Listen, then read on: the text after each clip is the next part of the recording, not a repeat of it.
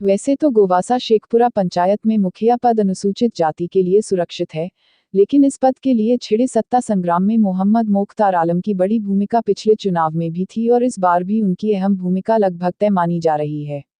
उन्होंने पंचायत में इस बाबत कदम रख दिया है। मोहम्मद मोख्तार आलम की ओर से धर्मराज पासवान की पत्नी को चुनावी अखाड़े में उतारा जा रहा है और निवर्तमान मुखिया सुनयना देवी को घेरने के लिए ताना बाना बुना जा रहा है। मोहम्मद मोख्तार आलम की माने तो पंचायत में विगत 5 वर्षों में एक भी भवन निर्माण नहीं किया गया है और विकास के नाम पर बंदरबाट का बाजार खूब फला फूला है। हालांकि निवर्तमान मुखिया सुनयना देवी, उनके पति नरेश पासवान और उनके पुत्र सुबोध कुमार इन आरोपों को सिरे से खारिज कर रहे हैं।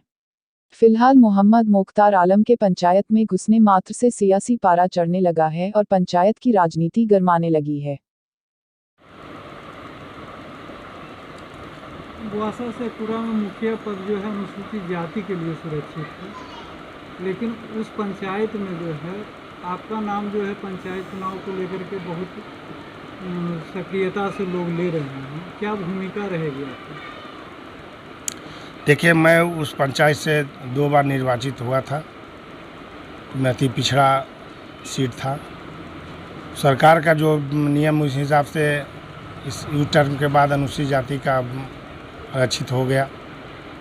उसमें मेरा एक लड़का था जो बहुत ही गरीब पुअर धर्मराज पासवान की माँ को, महिला सीट था इसलिए माँ को खड़ा कराए थे।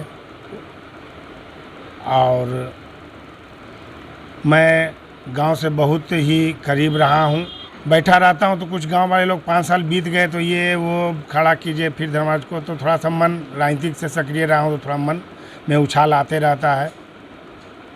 तो मेरा कैंडिडेट धर्मराज पासवान की पत्नी होंगी। पूरी जनता के साथ, जनता के आह्वान पर, मैं अकेला क्या करूंगा, जनता के आह्वान पर जनता ने मुझे बोला कि आप धर्मराज पासवान को सहयोग कीजिए। हम बोले कि नहीं, गांव अब हम चले आए शहर में, गांव क्या जाना, लेकिन तब भी सक्रिय रहने के कारण मेरा अभी भी गांव में घर है, ज़मीन है, जायदाद है।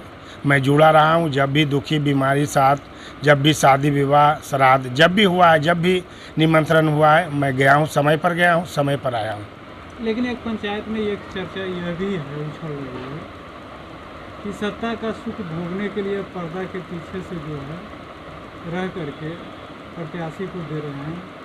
इस पर आपका क्या राय है? ऐसी कोई बात नहीं। सत्ता का सुख जब हम अगर भोगते तो हम चुनाव ही नहीं लड़ते। सत्ता का कोई सुख नहीं है। जनता का सेवक है, जनता का सुख लेने के लिए करते हैं, नाम कमाने के लिए करते हैं। ये कोई सुख नहीं है कि हम पैसा कमाने के लिए सुख करते हैं। जनता लोग मुझे पीछे लगकर सक्रिय रखना चाहता है, अब मैं उससे पीछे हटना नहीं चाहता हूँ। सीट जो भी हो, आरक्षित हो, अनारक्षित हो, जनरल हो, जो भी हो, मैं सक्रिय रहूँगा। और मेरे पीछे जनता है, लोग बुला बुला कर सक्रिय रखते हैं। मैं जनता के पीछे हूँ। मैं अभी भी है, अभी भी जनता आती है, कहती चलिए वहाँ, चलिए आप यहाँ क्या कर रहे हैं, लेकिन तब भी यहाँ बात पार्षद कैसे छोड़े। लेकिन कोई सीट हो, जब भी सीट वहाँ की राजनीति में आपकी सक्रियता अभी बनी हुई है। हाँ, आप गए होंगे, घूमे होंगे तो आपको मालूम होगा अच्छी तरह से। मैं बड़ाई क्या करूं। इसके पहले जो भी मुखिया जीते थे बोले थे कि हम ये नहीं लेंगे, वो नहीं लेंगे, ये करेंगे, वो करेंगे। आज तक 10 साल में मैंने 14-15 भवन बनाए। ये मुखिया जब भी बने हैं तो ये 5 साल में कभी एक भवन कहीं पर बता दें कि हम एक भी भवन बनाए हैं। रोड, नाला, ढलैया, बस रोड, नाला, ढलैया 5 दिन में, 10 दिन में ख़त्म हो जाता है, लाख करोड़ रुपया गमा जाएगा। लेकिन मकान बनाने में समय लगता है। प्लिंथ कीजिए, ढलैया कीजिए, प्लास्टर कीजिए, 72 गो आइटम है। लेकिन रोड, नलैया, ढाला अगर 20 लाख का भी, 50 करोड़ रुपया भी काम रहेगा ना तो 5 दिन में, 10 दिन में ख़त्म हो जाता है। मामला भ्रष्टाचार का, दम भ्रष्टाचार का मामला है। अभी भी घूमे हैं तो बोलते हैं कि यहाँ भवन नहीं बनाए, वहाँ भवन नहीं बनाती है। तो ये तो भाई 5 साल में मुखिया नहीं रहा हूँ जो हमको मतलब, लेकिन तब भी जहाँ भी जगह मिला है, गरमजरुआ मिला है, मालिक मिला है, मैंने भवन बनाया है। क्या नाम है? मोहम्मद मोख्तार आलम।